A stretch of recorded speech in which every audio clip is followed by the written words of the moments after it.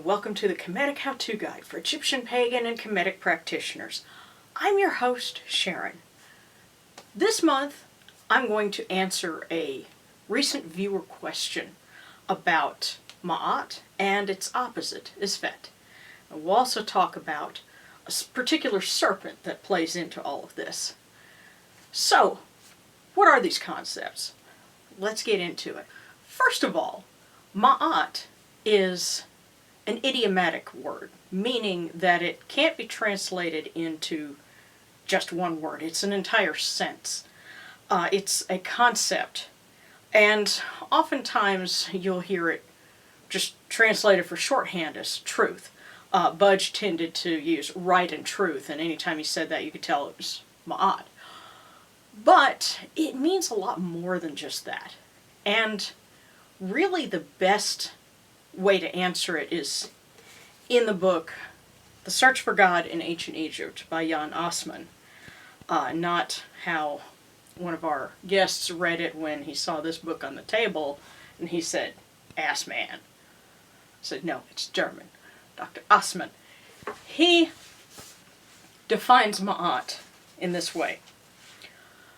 Ma'at designates the idea of a meaningful, all-pervasive order that embraces the world of humankind, objects, and nature. In short, the meaning of creation, the form in which it was intended by the Creator God. And this creation, this order, includes the gods as well. Now, Professor Assmann goes on to say that the present condition of the world no longer corresponds to this meaning. I would temper that a little bit. It's dynamic. Creation is ongoing, and so is the maintenance of it. And Ma'at is part of the maintenance of that creation. You can kind of think of Ma'at as including everything from the laws of physics, the cycles of nature, the life cycles of plants and animals, and right conduct, among human beings, and between human beings and the gods, and between the gods and one another. And that is why it was the pharaoh's responsibility to maintain Ma'at, and he symbolically offered it to represent that in his rule he was maintaining the good order that the gods had set, and specifically the Creator had set at Zep-Tepi, the beginning of time, the first occasion. Now yes, as author Karakuni pointed out in the book that we kind of skewered last year, the idea of Ma'at could potentially be politicized, because that idea of righteousness, truth, justice in the Kemetic way, could be interpreted through a political lens. But, to their credit, even the ancient Egyptians were able to call BS. And we have records of this. Things like the Tale of the Eloquent Peasant. You had tomb workers that went on strike. Plenty of examples from their literature that we could go into at a different point. But despite the fact that surviving literature and monuments did tend to uphold, the idea of status quo, you could tell when they were kind of questioning, is this what the gods really want? So that's Ma'at. And grammatically, Ma'at is a feminine word, just like its opposite, Isfet. Isfet survived into the Coptic language as Isfa. The T's on a lot of grammatically feminine names ended up dropping over time in the Egyptian language, and especially as it went into Coptic. But, as you might guess, it's, as the opposite of Ma'at, an order, it is evil, wrongdoing, chaos, injustice. As Professor Assmann puts it, the difference manifests itself in the phenomenon of Isfet, lack, sickness, death, scarcity, injustice, falsehood, theft, violence, war, enmity. All of these are manifestations of lack in a world that has fallen into disorder through loss of its original plenitude of meaning. So in other words, anytime something bad happens and you have this feeling of frustration and this doesn't make any sense, this isn't right, that is, a little taste of what Isfet is. And of course that idea too can be politicized potentially, and somebody can label something as Isfet without really thinking about it neutrally, and it's more about, I say this is wrong, not, from a more balanced perspective.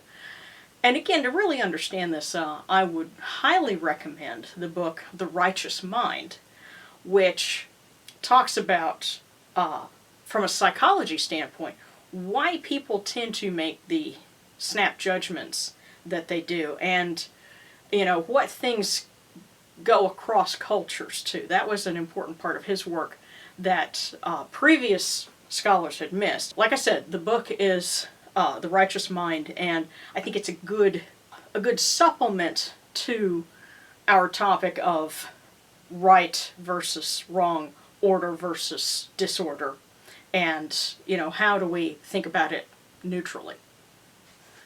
So you have Ma'at, which is embodied as a goddess, and you also have the opposite of Ma'at, Isfet, which doesn't really have an embodiment, but there is certainly a particular entity in Egyptian lore that acts as sort of the champion, if you will, of Isfet, and that is the serpent that we mentioned.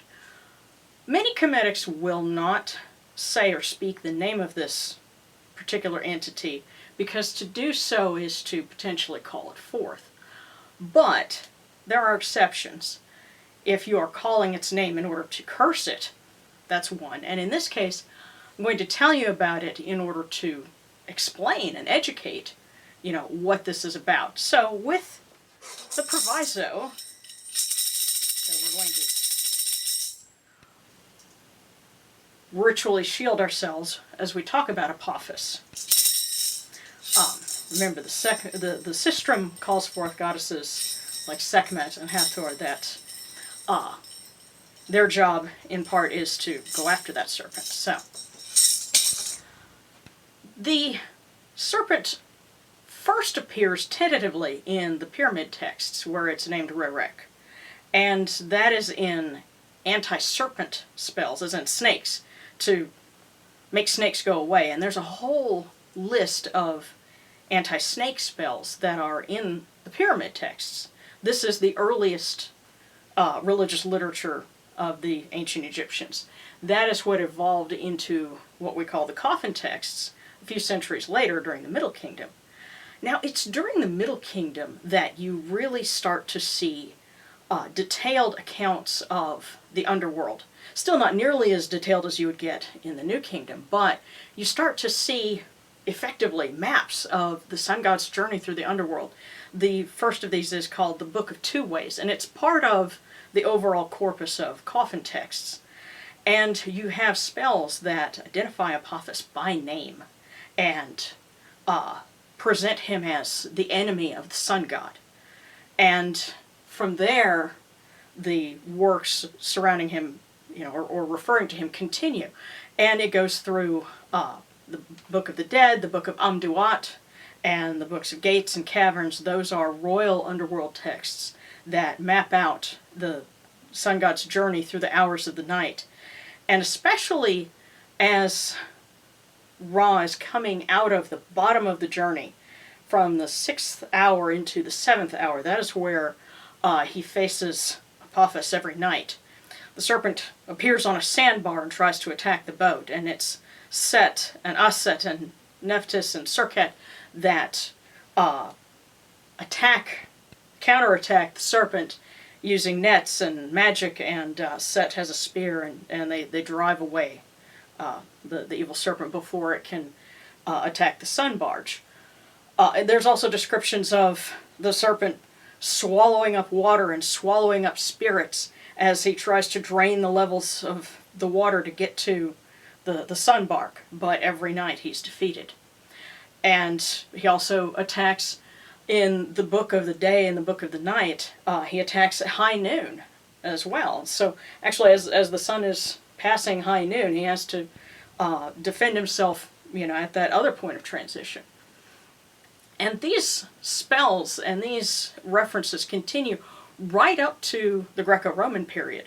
And one of our best accounts actually comes from the Papyrus Bremner Rind, which includes an entire series of spells for execrating the serpent. And what's really important to understand is that in the midst of these execration rites, to cast out the evil serpent, there is the book of knowing the creations of Ra. And so in order to oppose this force of chaos, this force that wants to stop the sun god and his movement, in effect stop time, you have an account of how creation began, because that creation and that initiation of time and evolution and becoming is the opposite of what the serpent stands for. And you have a suggestion maybe of where he came from, so I'll read to you. This is from the Papyrus Bremner Rind, and I've kind of tightened up the language a little bit so that we can read it when we do rituals, especially outside, because the way it's usually put in books, it's this long block paragraph, and you're like, what? But here we go. Thus said the Lord of all, when I came into being, existence came into being. I came into being as Khepri, came to be at the first time. Now keep in mind, in the Egyptian language, to come into be and exist are all forms of the same word as Khepri. So you would be hearing Khepri, Khepri, Khepri, Khepri.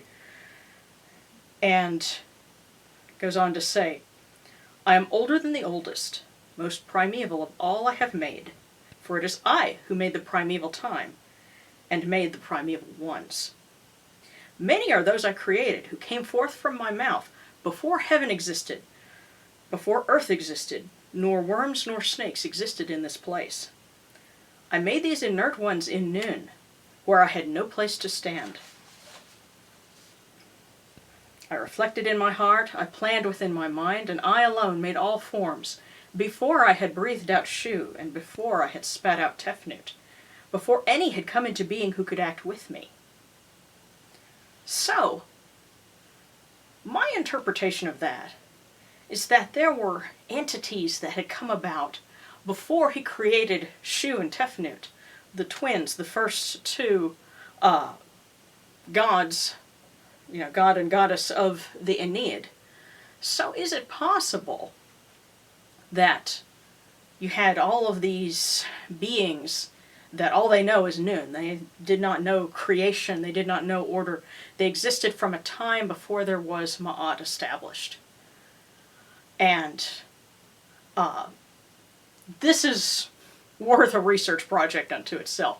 Now there's another account from Greco-Roman times that says that Neat, the goddess, who is another creator deity, spat into the waters of noon, and that is how the serpent Apophis came into being. And what's interesting about that is she created him.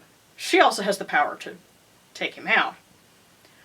But it also pairs with this idea that maybe before you had order, before you had the gods that began the process of creation along with Atum or Neat, the creator, there were these other beings. And you have one in particular that says, hey, I kind of liked it before there were all these rules, I want to get rid of that. And so that is where the perpetual struggle began. Now, it's my understanding that there are some modern pagans today that venerate the serpent Apophis. If so, they have my sympathy. And you might consider that attitude condescending, but that's how I feel about it. Because you're choosing to venerate a being that stands for chaos and destruction, and disorder, and you can't build a life on that. Now, I understand, believe it or not, because for about 6 minutes when I was a freshman in high school, I took an interest in Fenris, aka Fenrir, who is something of a parallel character in Norse mythology.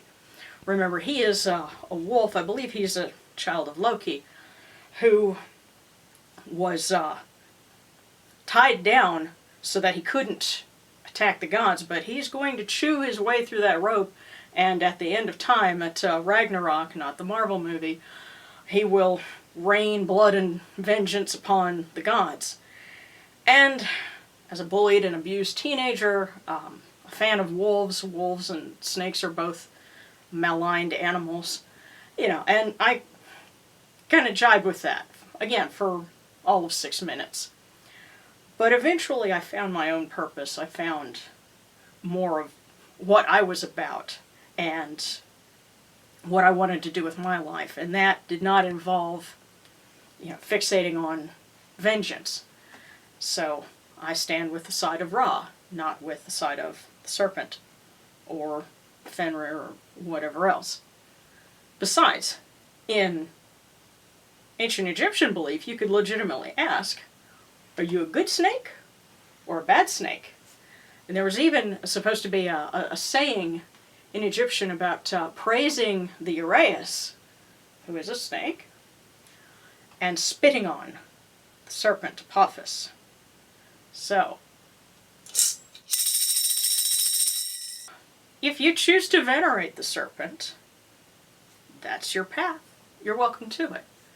But that is not a part of what we do in Kemetic reform, nor will it ever be.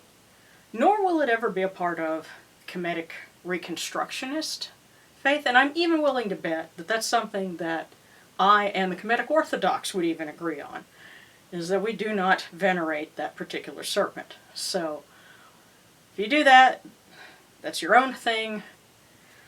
If you decide differently later on, come back and we'll talk. So there you have it. Ma'at, Isfet, and the Serpent, answering a viewer question. And we will be answering more of those as we go along. Believe it or not, I do have some books to review. In one case, I just have to get through it because it's really bad. Also, I have been working on a number of things. You might notice the different t-shirt that I'm wearing. This was one of the Patreon merchandise options for our top tier peeps. If you stay a top tier peep for 3 months, then you get a cool t-shirt. And then after another 3 months, you get a print. And then another t-shirt and another print. Well, this was our poster design from The Triumph of Horus Abridged. And next year we're going to start a whole new campaign, including a t-shirt of Z from Half-Ass Kingdom Parental Guidance. Remember, he's a robot who runs on caffeine.